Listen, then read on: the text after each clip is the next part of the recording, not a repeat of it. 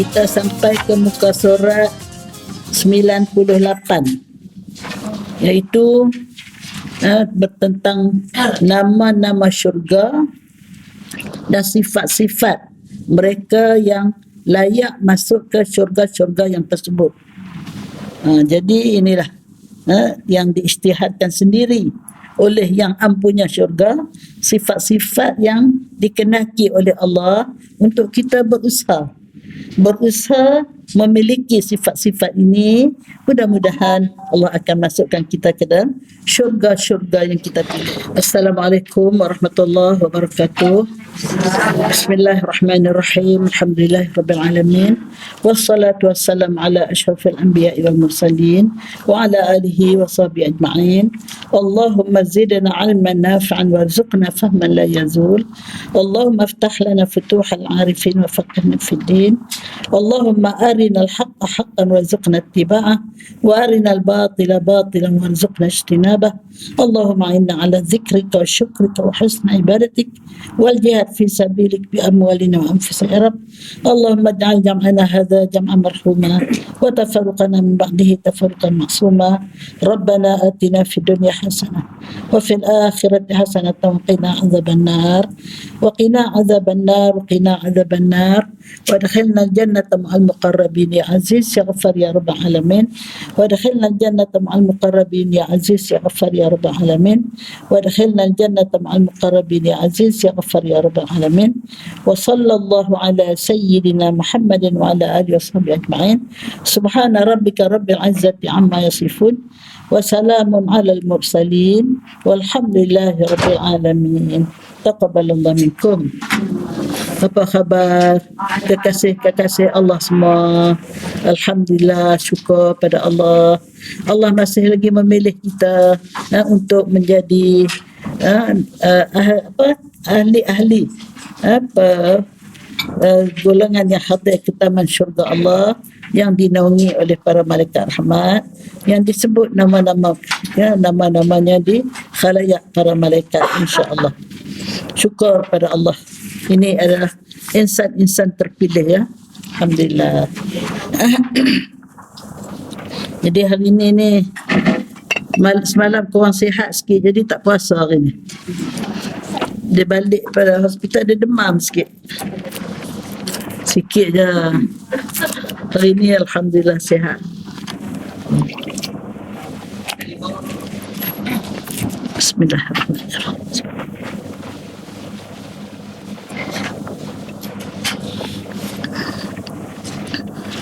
Jadi hari ini kita sampai ke muka surat 98, iaitu bertentang nama-nama syurga dan sifat-sifat mereka yang layak masuk ke syurga-syurga yang tersebut. Jadi inilah yang diisytihadkan sendiri oleh yang ampunya syurga, sifat-sifat yang dikenaki oleh Allah untuk kita berusaha memiliki sifat-sifat ini. Mudah-mudahan Allah akan masukkan kita ke dalam syurga-syurga yang kita pilih, insya-Allah ya. Itulah. Jadi kita ada cikgu kita hari ini yang akan membantu membaca. Adakah kita nak baca balik sifat orang yang layak masuk syurga Firdaus? Kita dah baca dulu kan? Jadi kita nak ulang balik kan? Boleh je sepintas lalu ya. Okeylah. Jadi kita baca yang di kiri tu, yang nombor paragraf nombor 2, kolom yang nombor 2 tu saja cikgu. Silakan cikgu. Bismillahirrahmanirrahim. Nama syurga Firdaus, calon-calon yang pertama, orang yang memelihara solat. Kedua, orang yang khusyuk dalam solatnya. Ketiga, orang yang menjauhkan diri daripada perbuatan dan perkataan yang sia-sia. Keempat, orang yang berusaha membersihkan hartanya dengan menunaikan zakat harta. Kelima, orang yang menjaga kehormatannya kecuali kepada isterinya atau hamba sahayanya. Dan yang keenam, orang yang menjaga amanah dan janjinya. Ya, itulah 6 sifat yang diisytiharkan oleh Yang Maha Berkuasa kepada mereka-mereka yang merancang untuk menikmati syurga tertinggi, yang itu namanya syurga Firdaus, iaitu orang yang, jadi syarat yang utamanya tentulah berimanlah. Qad aflahal mu'minun, sesungguhnya telah berjayalah orang yang beriman. Jadi bila dia beriman dengan hati dia, dengan penuh keyakinan, maka amalan ikoran daripada iman itu mesti dilakukan 6 perkara di bawah. 6 perkara di bawah, ya. Pertama, dia pelihara semayang. Apa makna pelihara semayang? Dia betul-betul mengambil berat tentang semayang, dan dia tidak akan senang selagi dia tidak menunaikan semayang bila masuk waktunya. Sebab ada setengah orang tak apa, lama lambat lagi, panjang lagi waktu. Tetapi ahli syurga Firdaus, masuk saja waktu, dia berusaha sedaya upaya untuk menunaikannya secepat mungkin di awal waktu.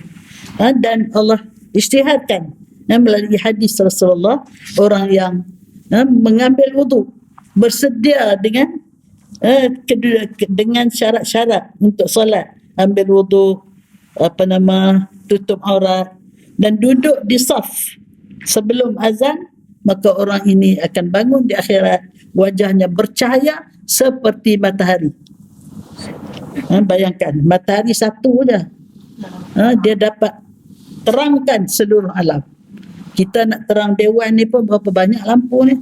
Ada bilang tak berapa lampu? Ni nak terangkan dewan ni, tu pun tak terang mana pun dibandingkan terangnya matahari. Begitulah bagaimana bersinarnya wajah orang yang bersedia untuk salat sebelum azan. Kalau lagi lambat, lagi kurang lah, lagi pudar lah. Lagi lambat, makin pudar lah. Jadi itu satu. Yang kedua, orang yang khusyuk dalam sembahyang. Jadi maknanya setelah kita dah bersedia, kita kena doa khusus, minta, ya Allah, bantulah hamba untuk melakukan ibadat sembahyang ini dengan sekhusyuk mungkin. Nak khusyuk, kena nawaitu sembahyang dengan hati, jangan sembahyang dengan anggota. Kalau sembahyang dengan kaki tangan, rokok, sujud saja, hati ke mana-mana, itu tak khusyuk. Hati pergi Singapura, hati pergi balik kampung, anggota duduk atas sejadah, yang larinya hati. Jadi sebab itu nawaitu, saya nak sembahyang dengan hati. Bila hati di situ, yang lain akan tetap berada di situ, insya-Allah. Kita minta Allah bantu kita khusyuk sembahyang. Kemudian yang ketiga, orang yang menjauhkan daripada perbuatan yang sia-sia, sama ada perkataan ataupun perbuatannya. Ini maknanya lebih daripada tuntutan lah. Perbuatan sia-sia ni dituntut supaya kita jauhi. Tapi kalau kita buat pun tidaklah dianggap sebagai dosa. Benda yang sia-sia ni, tapi dianggap sebagai orang yang tidak mengambil manfaat dengan perkara harus untuk ditukarkan menjadi ibadat. Jadi perkara sia-sia ni dia akan jauhi. Seterusnya, orang yang berusaha membersihkan harta, ya. Harta ni dua. Dia bersihkan di peringkat awal, iaitu dia cari dengan cara yang halal. Dibersihkan di peringkat yang akhir, dia gunakan pada jalan yang halal. Itu sifat ahli syurga Firdaus tentang hartanya. Sebab itu Imam As-Sayuti dalam kitab Al-Jawharul Mawhub, dia mengajar kita satu doa. Diajar kita suruh baca 21 kali tiap-tiap hari. Tidak akan disoal tentang anugerah Allah pada kita di dunia ni semasa di mahsyar bila kita mengamalkan doa ini. Ingat ada doa tu? Allahumma barik li fil mauti wa fi ma ba'dal maut. Allahumma barik li fil mauti wa fi ma ba'dal maut. Maknanya, ya Allah, berkatilah untukku ketika aku nak meninggal dalam keberkatan. Kita jarang minta berkat meninggal ni. Minta berkat umur, minta berkat harta, minta berkat hidup. Tapi diajar kita oleh Imam As-Sayuti, Allahumma barik fil mauti. Berkatilah hamba ketika nak meninggal. Apa makna berkat? Berkat maknanya anugerah yang sebanyak-banyaknya. Orang yang nak meninggal, apa diharapkan anugerah apa? Anugerah rahmat Allah. Anugerah keampunan Allah. Anugerah dimudahkan kita menghadapi sakaratul maut, dan banyak lagi lah anugerah yang kita harapkan ketika nak mati. Jadi kita doakan, Allahumma barikli, ya Allah berkatilah untukku fil mauti, ketika nak mati, wa fima, dan pada apa ba'dal maut. Apa dia lepas mati, iaitulah keadaan kita di alam barzakh, dan keadaan kita setelah bangkit dari alam barzakh, iaitu di padang mahsyar, dan kita akan menemui satu lagi langkah, iaitu di sirat, titian sirat. Dia kalau siratal mustaqim maknanya agama Islam, tapi titi yang dia terentang atas lautan neraka itu namanya titian sirat. Ya, titian sirat. Itu pun kita minta Allah Ta'ala bantu kita dapat lalu titian sirat kalbarqil khatif. Seperti kilat menyambar, terus siap sampai ujung sana. Kita tak mau berangkak-rangkak, menyulur, berguling-guling, dan macam-macam lagi keadaan kesusahan melalui titian sirat, terhenti kepada amalan. Jadi sebab itu kita doa fima ba'dal maut. Allah berkati kita ketika kita setelah meninggal, sehinggalah berakhir dengan tempat yang kita tuju, Jannatul Firdaus, insya-Allah. Apa lagi doa tu? Allahumma barik li fil mauti wa fima ba'dal maut. Baca 21 kali tiap-tiap hari. Pilihlah lepas subuh ke, lepas zuhur ke, tapi kita disiplin lah. Disiplin diri kita waktu mana kita nak baca. Kalaulah terlajak, terlupa nak tidur, di samping kita baca doa tidur tu, kita baca doa untuk Allah. Tidak akan soal segala-gala apa anugerah Allah di dunia untuk dipertanggungjawabkan. Sebab Allah akan soal mata guna macam mana, telinga, mulut, kaki, tangan, semua. Tapi kalau kita istiqamah dengan doa ini, insya-Allah. Ini bukan sebarangan, ini ditulis oleh Imam As-Suyuti. Di dalam kitab kita tu ada. Kitab kita Al-Jawharul Mawhud tu ada. Kemudian yang kelima, orang yang menjaga kehormatan diri dia kecuali kepada pasangan dia lah. Dan diharuskan juga kepada hamba abdi dia. Tapi sekarang ni hamba abdi dah tidak ada. Zaman dulu ada dia jual orang. Dia jual di pasar. Piramli jual kan. Dalam filem apa, Piramli jual orang. Dia cuai pak mentua dia. Masya Allah. Piramli ni otak dia geligah. Dia pandai, banyak benda-benda dia tegur masyarakat melalui indirect. Kemudian yang keenam ialah orang yang khusyuk dan sembahyang. Jaga amanah dan janji ya. Mana amanah dan janji, dia satu orang yang sangat-sangat menjaga, maknanya dia tidak mengkhianati amanah. Kita ni apa dia? Amanah yang Allah bagi pada kita. Allah sebut dalam Al-Quran, inna aradna al-amanata 'ala as-samawati wal ard wal jibal fa abayna an yahmilnaha wa ashfaqna minha wa hamalaha al-insan innahu kana zaluman jahula. Kami bentangkan amanah. Apa dia amanah? Tanggungjawab untuk menjaga alam ini, menjaga dunia, menjaga diri, menjaga keluarga, menjaga anggota badan, menjaga harta benda, segala ni adalah amanah. Allah bentangkan kepada apa? Langit, bumi dan bukit. 3 makhluk ini makhluk yang sangat hebat. Tidak adalah di dunia ni lebih hebat daripada langit yang begitu luas, terbentang, tak dapat kita gambarkan, begitu kukuh dan sebagainya. Dan bumi begitu hebat, begitu luas, begitu, dan juga bukit bukau. 3 makhluk ni merupakan makhluk yang kukuh, yang kuat, tetapi wa ashfaqna minha, Semua sekali mereka minta dikasihani. Asfaqna tu minta dikasihani, janganlah beri pada kami amanah berat ini, kata langit. Kata bumi, kata bukit bukau. Wa hamalahal insan. Tiba-tiba disanggupi oleh manusia. Manusia sanggup nak jaga seluruh alam ini. Sebab itu alam ini sekarang ni dijaga oleh manusia. Manusia yang terukar semua kehebatan di alam ini, semua harta benda di alam ini. Tapi oleh kerana manusia ini tidak pandai menjaga amanah, innahu kana zaluman jahula. Sesungguhnya manusia ini sangat-sangat jahil. Sehingga dia tidak menjaga amanah yang Allah beri pada dia tu dengan cara yang Allah redai. Kerana semua ni Allah punya. Termasuk diri kita ni Allah punya. Sebab itu tak boleh, diri saya akan buat sesuka hati. Saya letih, saya susah hati, saya menghadapi banyak problem, saya nak bunuh diri. Boleh tak? Tak boleh, sebab diri ini bukan kita yang punya. Kaki tangan ini bukan kita yang punya. Kita dipinjamkan oleh Allah untuk disoal sejauh mana kita menggunakan amanah Allah ini.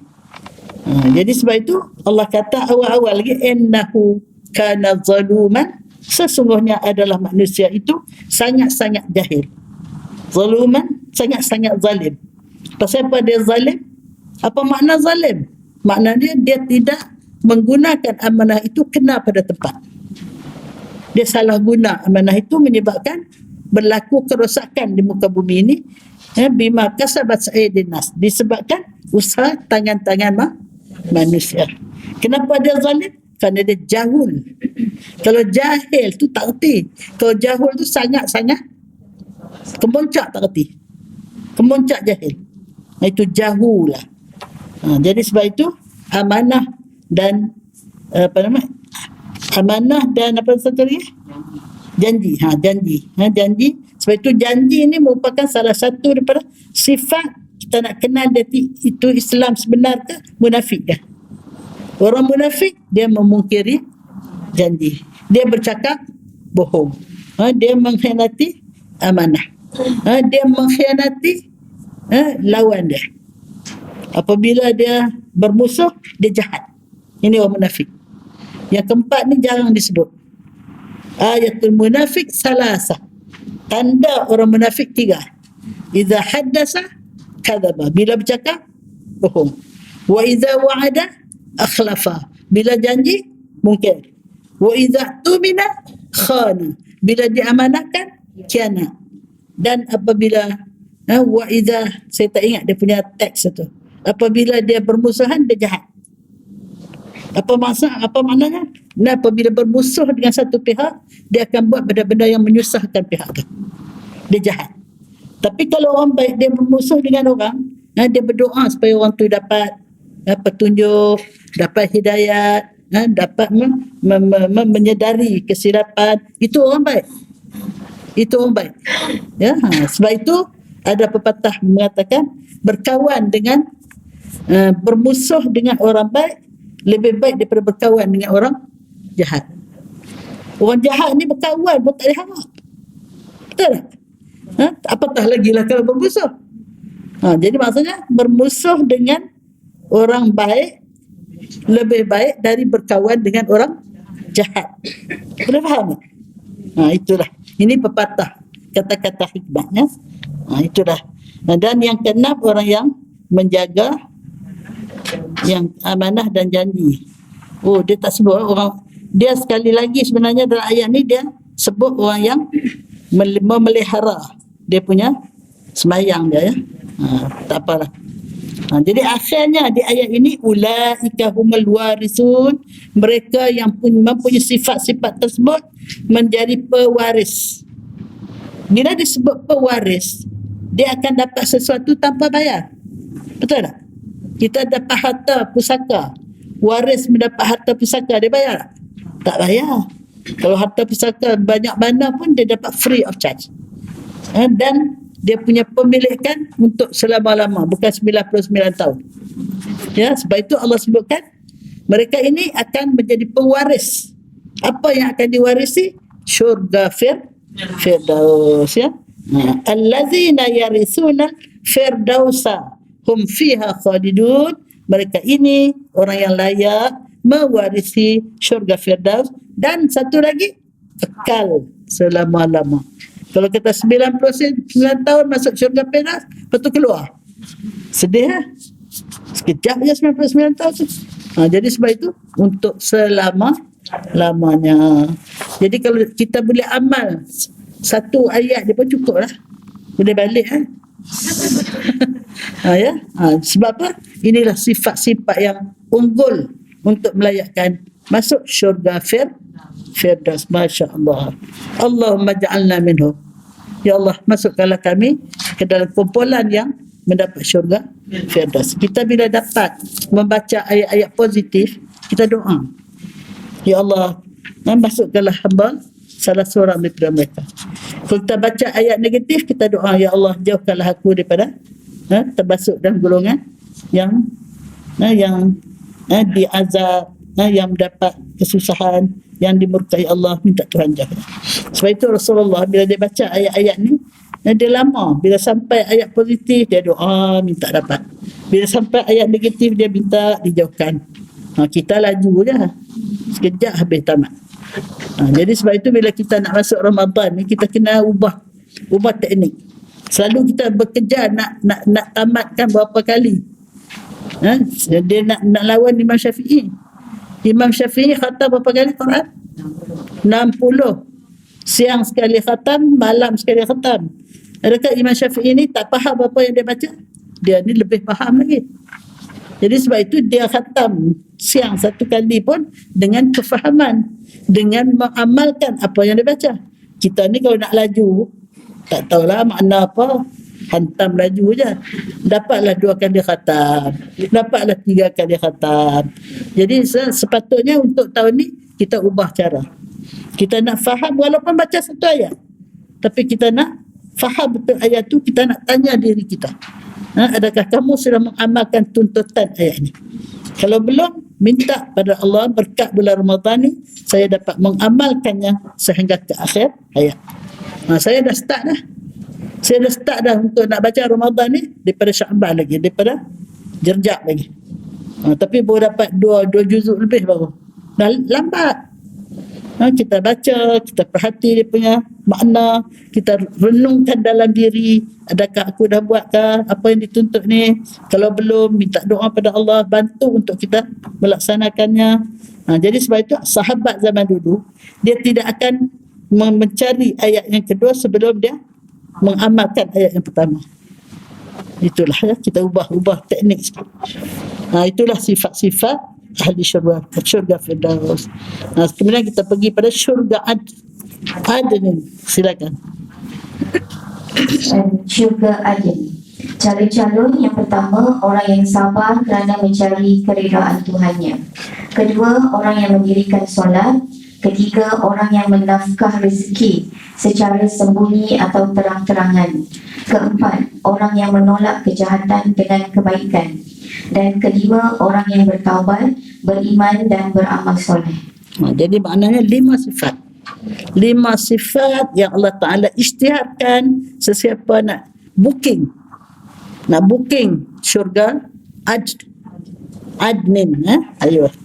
Dalam ayat wallazina sabaru, dan mereka yang sabar ibtigha wajhi rabbihim. Kenapa dia sabar? Kerana dia mencari kurniaan, mencari keredaan Tuhan mereka. Jadi dia sabar terhadap, sabar ni 2 ya. Sabar terhadap suruhan dan sabar terhadap ujian. Nak buat yang Tuhan suruh pun kena sabar. Tengah sedap tidur nak bangun, nak sembahyang tahajud, kena sabar. Kalau tidak, terlepas. Sebab kita ditarik oleh 3 ketul atas ni. Atas tengkuk ni ada 3 ketul. Dia akan beratkan kepala kita untuk bangun tengah malam ataupun untuk bangun menunaikan salat subuh di awal waktu. Jadi kita kena sabar menjunjung perintah. Nak tutup aurat kena sabar. Kalau zaman dulu tutup aurat dia kata hantu. Pakai hitam pula lagi kat hantu bah. Hantu kumkum. Itu zaman jahiliah betul lah. Sehingga orang tutup aurat tu dianggap bukan menjunjung perintah Allah, tapi hantu kumkum. Wa'alaikumsalam. Tapi alhamdulillah sekarang masyarakat sudah bertambah kesedaran, bertambah faham, dan sekarang ni pelik pula boleh tengok orang Islam tak tutup aurat kan. Kita nampak sangatlah dia tu jahilnya dan kesian setiap detik dia sedang menempat kemurkaan Allah. Selagi dia tak tutup, dia sedang berpanjang-panjang macam air tu. Air dalam bekas kita tu bocor hanya habis. Gitulah. Wa'alaikumsalam ya. Jadi kalau kita buat dosa berterusan, dosa tu walaupun kecil, dia akan bertukar menjadi dosa besar ya. Wa'alaikumsalam. Jadi sabar ya, sabar menjunjung perintah Allah, dan sabar meninggalkan larangan, dan sabar menghadapi ujian. Bagaimana beratnya ujian yang dihadapi oleh saudara kita di Turki dan di Syria sekarang. Kita dengar pun tak sanggup. Tapi bukti kita prihatin, kita tiap-tiap tahun, tiap-tiap kali pengajian, kita masukkan dalam dompet dalam bunjut. Saya terima kasih pada hadirat yang sangat dermawan. Orangnya tak seberapa pun, tengok berapa kerat, tapi bunjut tu terlalu tebal. 800 lebih saya bilang. Hadirat sekalian, 800 lebih dengan jumlah yang ada ni. Tiap-tiap kali saya bilang. Saya tinggal membulatkannya. Kalau 770 saya bulatkan jadi 800. Kalau 700 berapa? 90 saya bulatkan jadi 800. Jadi saya ni tukang bulat. Tapi hadirat tukang isi, yang saya terima kasih sangat-sangat. Kita doa sungguh-sungguh semoga setiap sen yang kita masukkan itu merupakan bukti prihatin kita kepada saudara kita yang diuji dengan ujian yang sangat-sangat menakutkan. Tak sanggup kita. Dan kita lihat ya, ada yang terperangkap berapa hari. Dia minum air kencing dia sendiri. Ada yang terperangkap berapa hari, dia hanya berzikir, dia kenyang dengan zikrullah tu. Masya Allah. Itulah anugerah Allah. Allah nak buktikan kekuasaannya kepada kita semua. Masya Allah. Jadi wallazina sabaru, mereka yang bersabar ibtigha wajhillah, kerana mencari keridhaan Allah, wa aqamus salah. Dia sebut lagi solat. Solat memang paling-paling penting. Sebab itu solat ni pembeza antara Islam dengan bukan Islam. Kalau setakat mengucap 2 kalimah syahadat belum bukti lagi. Belum bukti lagi dia ni benar-benar menjadi seorang yang mukmin. Dia baru satu orang yang bersyahadah dengan mulut, belum lagi dibukti dengan perbuatan. Jadi perbuatan yang paling utama membuktikan dia sudah beriman ialah salat. Sebab itu salat jatuh nombor 2. Kemudian wa anfaqu mimma razaqahumullah, mereka menginfakkan daripada apa yang Allah Ta'ala rezekikan kepada mereka, sirran wa alaniyatan, secara rahsia ataupun secara terang-terang. Secara rahsia sangat bagus, beri tangan kanan, tidak diketahui oleh tangan kiri. Sifat ini melayakkan dapat naungan arash ketika orang lain berpanas terik, berlapar dahaga di tengah pada masyarakat. Tetapi orang yang bersedekah tangan kanan tidak diketahui oleh tangan kiri, dia diletak di tempat yang air condition. Kita duduklah air condition sekarang. Di padang mahsyar, aircon dia ialah di bawah naungan arash. Dan bagi orang yang bersedekah secara terang-terangan, dia dapat 2 pahala kalau dia niat untuk menjadi contoh pada orang lain. Saya di sekolah dulu, di maktab dulu, dia senarai, orang datang minta derma dia bagi senarai. Dia start dengan pengetua. Lepas tu baru yang bawah-bawah. Jadi kalau pengetua tu start dengan 100, orang bawah tu sekurang-kurangnya 50, 30. Tapi kalau pengetua start dengan RM10, jadi maknanya dia akan menjadi contoh. Jadi nawaitu dia tu bukan kerana nak menunjuk, bukan kerana nak berbangga, tapi kerana supaya dicontohi oleh orang bawah, supaya mempunyai semangat yang lebih sikit lah untuk berinfak dan sebagainya. Jadi dia dapat 2 pahala, ajrus sirri wal alaniyah, pahala hajat di hati nak derma secara rahsia. Tapi dia terpaksa derma secara terang-terang untuk menjadi ikutan. Jadi dapat pahala rahsia, dapat pahala terang-terang. Ajrul sirri wal ala niat. Tapi kena niat betul-betul lah. Ya Allah, ya Tuhanku, bercakap betul-betul dengan Allah. Hamba isytiharkan dengan cara terang-terang ini supaya menjadi tauladan contoh kepada sahabat-sahabat yang lain yang akan berderma, ya. Itu kena niat betul-betul, barulah insya-Allah tak tergelincir menjadi riak, ya. Okey. Kemudian wa yadra'una bil hasanati as-sayyi'ah, menolak dengan kebaikan terhadap kejahatan. Orang bagi kita bagi batu, kita campak buah. Belajar kat siapa, ya? Dia campak batu, yang atas kera dia campak buah. Kita campak batu nak bagi buah tu dulu. Kera dia ambil buah, dia bagi kat kita. Kena belajar kat kera tu. Jadi maknanya kita menjadi orang yang menolak keburukan dengan kebaikan. Dia kedekutkan kita murah dengan dia.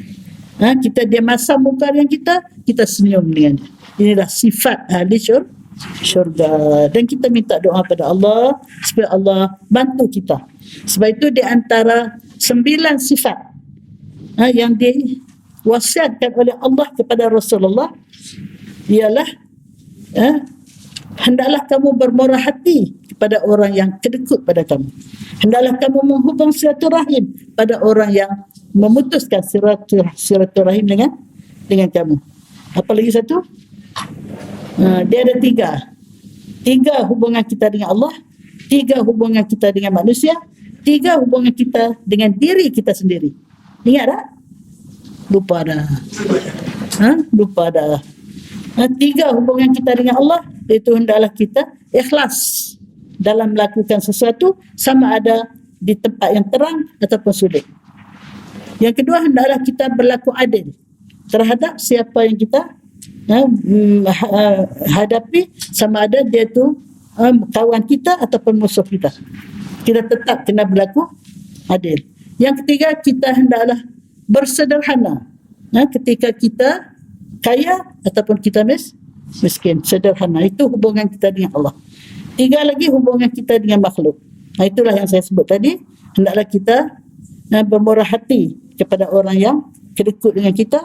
Hendaklah kita menghubungi dengan orang yang memutuskan silaturahim dengan kita. Hendaklah kita ada satu lagi. Saya selalu bila 3, satu lupa. Apa dia? Siapa tahu bila tu ingat? Apa dia?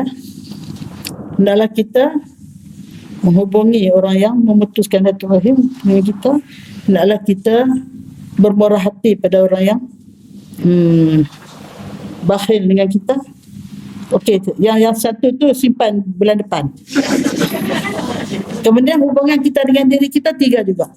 Diam kamu, hendaklah diam berfikir. Apa yang kita fikir? Fikir tentang kebesaran Allah di dunia sehingga menyebabkan kita menjadi mukminah yang sebenar-benarnya. Apa yang kita fikir? Fikir tentang nasib kita di akhirat. Ke sebelah kanan ke ataupun ke sebelah kiri. Jadi diam kita bukan diam kayu, tapi diam ubi. Diam ubi berisi. Tapi kalau diam kayu pun, kayu tu dia diam-diam dia bertasbih tau. Kita yang tak bertasbih, diam dia betul. Diam kamu adalah diam berfikir. Bila kamu bertutur, berzikir.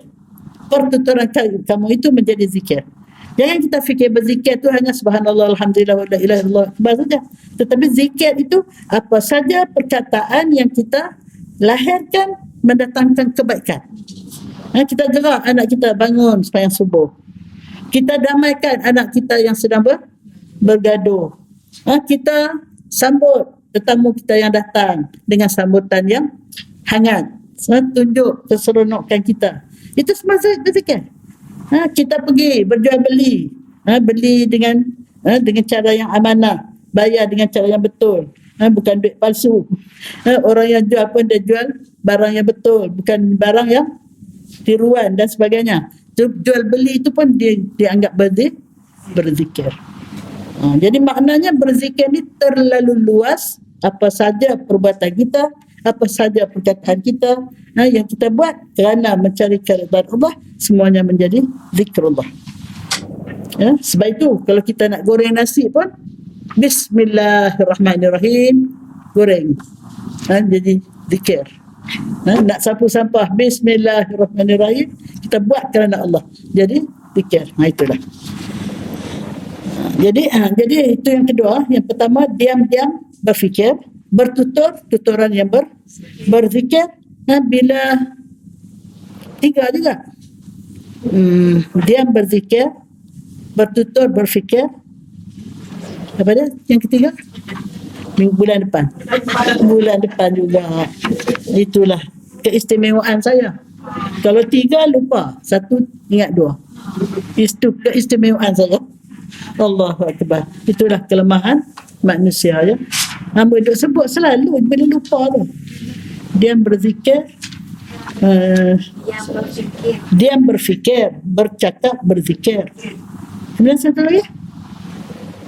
Tak ingat. Tak apa, bulan depan. Jadi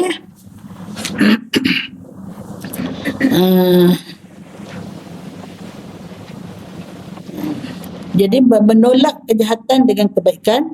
Jadi mereka itu untuk mereka uqbadar, maksudnya akibat yang baik. Maksudnya syurga lah.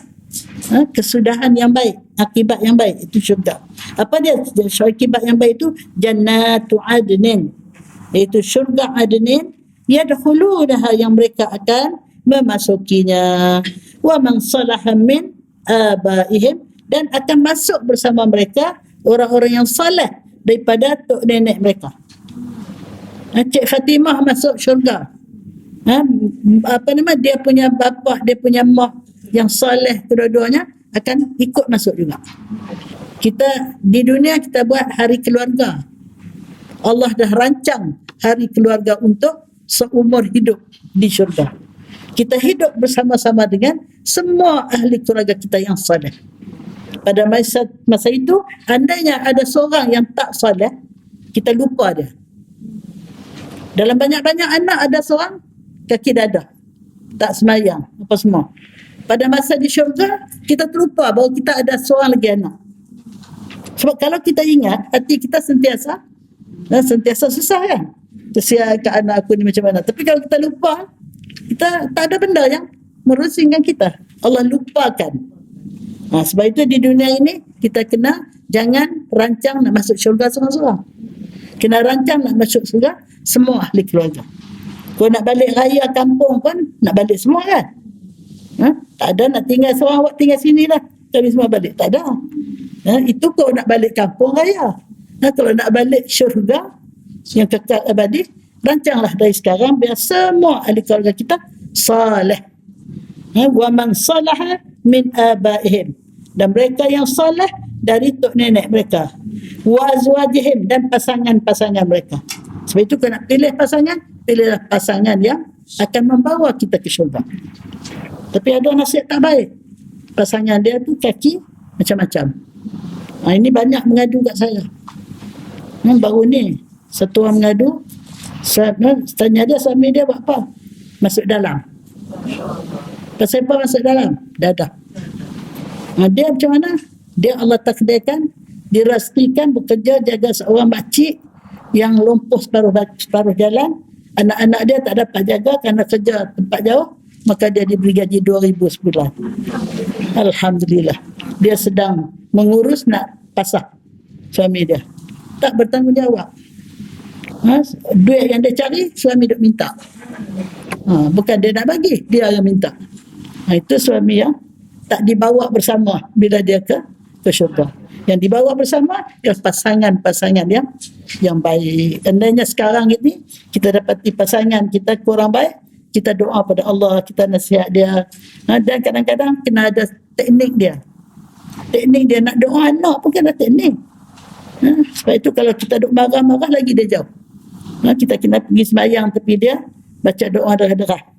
Dan lama lagi dia dengar doa kita tu, dia insaf, insya-Allah. Azwajihim, pasangan. Wa zurriyatihim, keturunan. Anak, cucu, cicit. Kita kalau boleh nak himpun semua. Nak berkeluarga, berhari keluarga setiap hari. Bukan sekali je. Wal malaikatu yadkhuluna alaihim min kulli bab, dan para malaikat akan datang mengucapkan selamat, mengucapkan kesejahteraan kepada orang-orang penghuni syurga Adnin ini dari setiap pintu. Masya Allah ya, malaikat datang setiap hari, Masya Allah untuk mengucapkan selamat sejahtera kepada penghuni syurga Adnin. Itulah sifat-sifat ahli syurga Adnin. Kita pergi pada syurga Naim. Silakan cikgu. Syurga Naim, yang pertama, orang yang bertakwa kepada Allah. Satu je. Sepatah pun sebenarnya mempunyai makna yang sangat-sangat luas dan mendalam. Apa makna takwa? Takwa diambil perkataan waqa. Waqa maknanya pelihara. Apa yang kita pelihara? Pelihara diri dari kemurkaan Allah, pelihara diri daripada azab Allah, pelihara diri daripada neraka Allah. Bagaimana cara dia nak pelihara diri? Yang pertama, dia kena iman dengan keimanan yang hidup. Apa makna iman yang hidup? Iman yang akan memimpin dia ke jalan yang benar, iman yang akan menegur dia daripada melakukan perkara yang salah. Jadi orang bertakwa, syarat dia pertama sekali mesti dia mempunyai iman yang sebenar-benarnya. Kemudian yang kedua, dia mesti melakukan amal soleh. Bila amal soleh ni, dia merangkumilah semua 5 rukun Islam.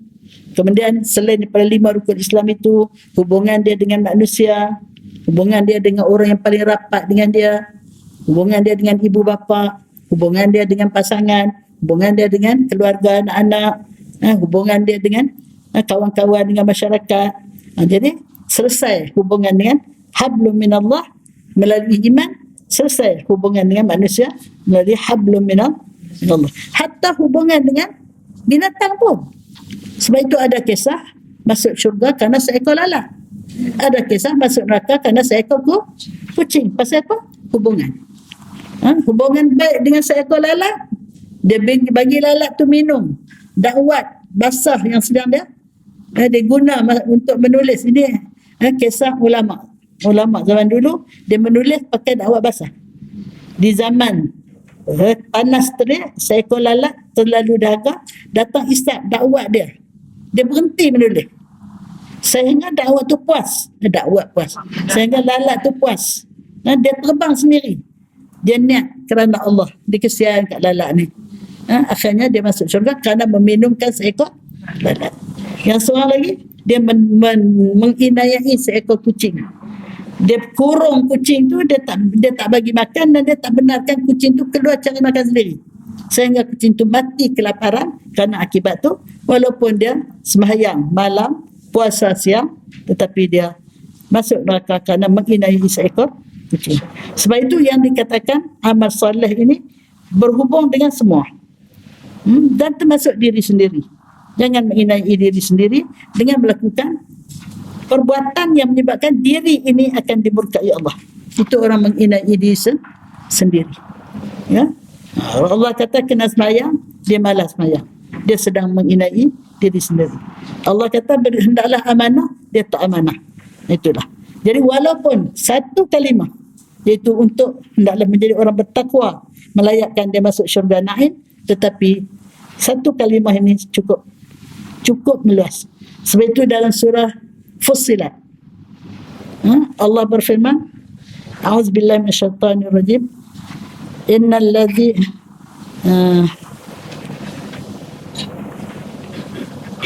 tengok tu Fussilat ayat 3 ayat 25.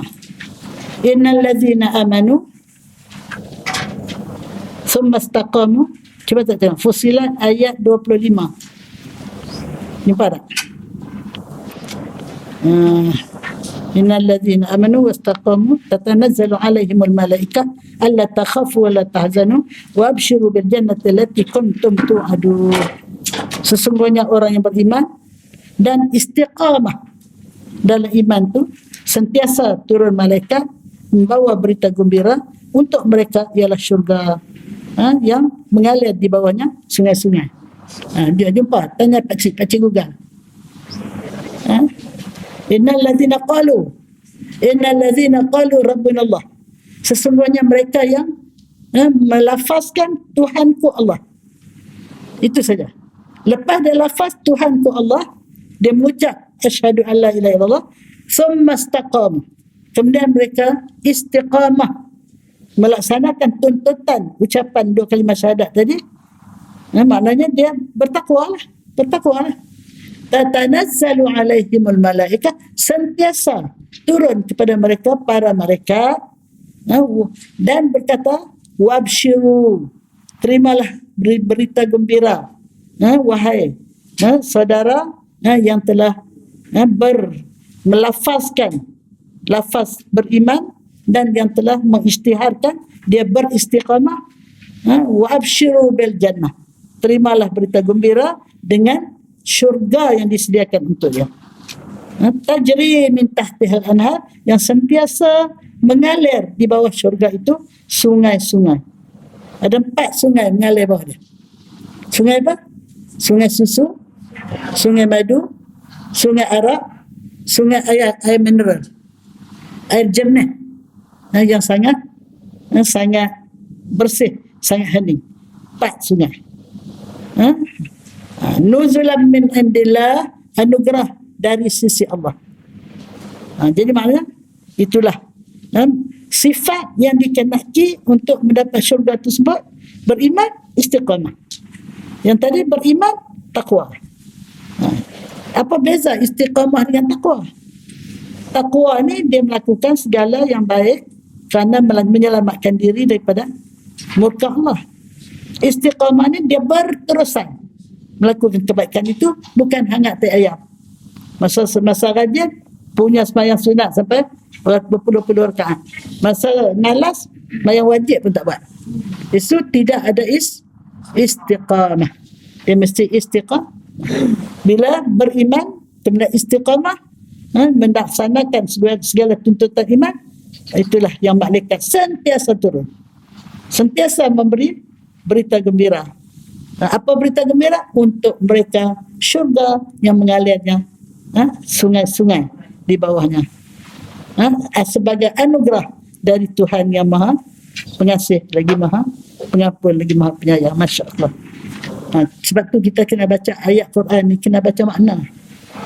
Kalau baca ayat saja tak lazat, kita tak dapat menghayati bagaimana hebatnya kasih sayang Allah kepada hamba-Nya untuk memberi kita peluang merancang tempat yang teristimewa untuk penghidupan kita yang abadi. Allah pulangkan pada kita. Wa nafsin wa ma sawwaha fa'alhamaha fujuraha wa taqwaha. Demi diri, dan bagaimana Allah telah memperlengkapkan segala apa yang diperlukan oleh diri ini. Ada akal, ada fikiran, ada anggota, ada kaki, ada tangan, ada hati, ada semua. Ada keperluan hidup, makan, minum, semua. Lengkap semua Allah bagi. Fa'alhamaha fujuraha wa taqwaha. Maka Allah ilhamkan kepada diri yang sudah lengkap tadi perkara-perkara yang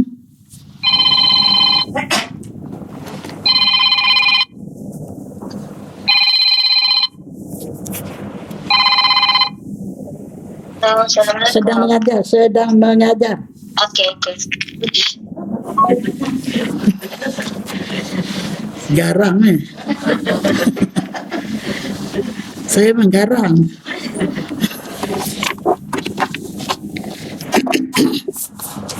Fa'alhamaha fujuraha wa taqwaha. Allah ilhamkan, Allah tunjuk jalan kepada diri yang sudah lengkap tadi. Faham? Kita ni lahir lengkap, ada akal, ada fikiran, ada anggota, ada semua. Jadi bila ada semua ni, Allah ilhamkan kamu mana ikut jalan yang fujur ataupun wa taqwaha, nak ikut jalan takwa. Jadi kalau kita dapat akibat yang buruk, itu atas pilihan kita. Kalau kita dapat syurga yang baik, yang selesa, itu juga atas pilihan kita. Wa ma rabbuka bizallamin lil abid. Tuhan engkau sekali-kali tidak akan menginayai hamba dia. Sebab dia kasih pada hambanya 70 kali ganda daripada ibu yang kasihkan anak. Kita mak kan, kasih anak anak. Kasih, nyamuk gigit pun hukum mati tau. Bukan takat halau-halau, hukum mati. Bila gigit anak, kenapa? Kerana sayang ke anak. Tapi Allah sayang kita lebih 70 kali ganda daripada mak sayang anak. Begitulah hebatnya kasih sayang Allah. Rasailah hadirat sekalian, Allah sangat menyayangi kita. Tapi dengan syarat kita pun sayangkan Allah. Apa berarti sayangkan Allah? Kita patuh segala benda yang Allah rancang untuk kebaikan kita. Allah rancang semua ni untuk kebaikan kita. Bukan Allah nak suruh kita susah. Jadi sebab itu ikutlah apa yang Allah suruh. Sebab Allah suruh pun tak banyak. Allah suruh semayang 24 jam. Berapa puluh jam semayang? Berapa puluh jam semayang 5 waktu? Masa ada 24 jam. Semayang berapa jam? Tak sampai sejam pun. Jadi solat, puasa ada 12 bulan. Berapa bulan kita puasa? Sebulan saja. Setahun sekali itu pun. Jadi sebab itu, kalau harta, berapa persen nak kena keluar zakat? 2,5% saja. Bukan sampai 10-20%. Jadi sebab itu, sayangilah Allah, cintailah Allah. Allah marzuqna hubbak wa hubba man ahabbak wa hubba ma yuqarribuna ila hubbik waj'al hubbaka ahabba ilaina minal ma'il barid. Bagi banyak kali dah. Ingat tak? Ya Allah, rezekikan kepada hamba hati yang cintakan Engkau, dan cintakan orang-orang yang cintakan Engkau, dan cintakan apa-apa yang membawa kepada cintakan Engkau. Jadi kalau cintaku kepada Engkau lebih daripada cintaku kepada air sejuk. Ini pasal apa tak bagi tarik kat saya? Ni bagi air sejuk kat saya. Pasal apa? Air sejuk lah yang paling kita perlukan untuk meneruskan hidup. Tak minum teh tarik sebulan tak apa. Tak ada air sejuk satu hari pun tak boleh. Jadi sebab itu, jadi kalau cintaku pada Engkau ya Allah lebih daripada cintaku kepada air sejuk. Orang nak mati dia tak minta teh tarik. Alma minta air kan. Itulah. Masya Allah. Saya ingat habislah benda ni. Tak habis juga no? Ngam-ngam pukul 11 tepat kan? Masya Allah. Itulah. Jadi sebab itu hadirat sekalian, kita jangan tunggu banyak ilmu, jangan tunggu habis buku ni baru nak amal. Walaupun satu surah kata Imam Syafi'i kita amal sudah cukup untuk melayakkan kita masuk syurga. Surah apa? Wal As. Sebab itu tiap-tiap kali kita habis kuliah kita baca Wal As. Pasal apa? Wal As itu terlalu melekat. Pertama, demi bersumpah. Apa yang kita sumpah? Umur kita. Demi umurku, demi masaku. Allah kata apa? Kebanyakan manusia menempah kerugian. Dia sia-siakan umur. Tambahlah ni lagi banyaklah orang sia-sia umur. Duk TikTok tu. Duk tengok tu, dah start tengok tu berjam-jam. Sia-sia umur. Kita kena tengok juga, tapi kena pandai mengurus. La aqla katadbir. Tidak dianggap berakal kecuali orang pandai mengurus, pandai mentadbir. Apa yang kita tadbir umur kita, tadbir perlakuan kita, tadbir percakapan kita, tadbir keluarga kita, tadbir hidup kita. Kita ada masa untuk pergi kuliah, ada masa untuk pergi silaturahim, ada masa untuk pergi ziarah orang sakit, ada masa untuk pergi mencari rezeki halal. Jadi semuanya diurus dengan begitu terancang, cantik. Itulah orang bijaksana. Saya tak nampak muka cikgu ni. Ini dia nampak. Dahlah dia tolong saya. Saya tak nampak muka dia pula. Itulah ya. Jadi sebab itu kita jangan tunggu banyak. Sedikit kita dapat, kita amalkan. Dan jangan kita termasuk dalam khus. Innal insana lafi khus. Nak tak jadi orang khus, nak jadi orang beruntung, kena 4 sifat. Amanu wa amilus salihat wa tawasaw bil haqq wa tawasaw bis sabr. 4 sifat je, tak banyak. Pertama beriman, yang kedua amal soleh, yang ketiga ajak orang. Ajak orang ramai supaya cari kebenaran. Ini kita nak cari kebenaran ni. Dan yang keempat, kita kena sabar nak melaksanakan kebenaran tu. Dah dapat kebenaran ni. Dah banyak dah dapat ni. Berapa puluh muka surat ni. Kita kena sabar untuk menghayati kebenaran itu. Pak, sifat ini kita sentiasa menempah keuntungan. Kita selamat dari menjadi orang yang kerugian. Jadi saya minta maaf. Kita dah cukup masa. Itulah masa sangat mencemburui kita. Hasbunallah wa ni'mal wakil. Wala hawla wala quwwata illa billahil aliyyil azim. Subhanakallah wa bihamdika asyhadu an la ilaha illa anta astaghfiruka wa atubu ilaik. Bismillahirrahmanirrahim. Wal 'asr innal insana lafi khusr illa alladhina amanu wa 'amilus solihat wa tawasaw bil haqq wa tawasaw bis sabr. Sadaqallahul azim. Bismillah walhamdulillah wassalatu wassalamu ala rasulillah.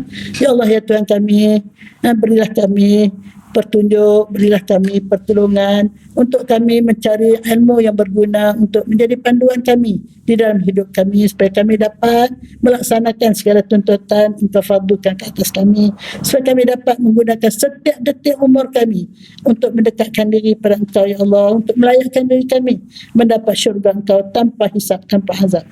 Hasbunallah wa ni'mal wakil. Wala hawla ولا قوة إلا بالله العلي العظيم.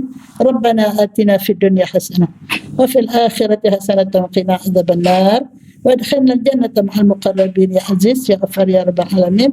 وصلى الله على سيدنا محمد وعلى آله وصحبه أجمعين. سبحان ربك رب العزة عما يصفون وسلام على المرسلين والحمد لله رب العالمين. تقبل الله منكم.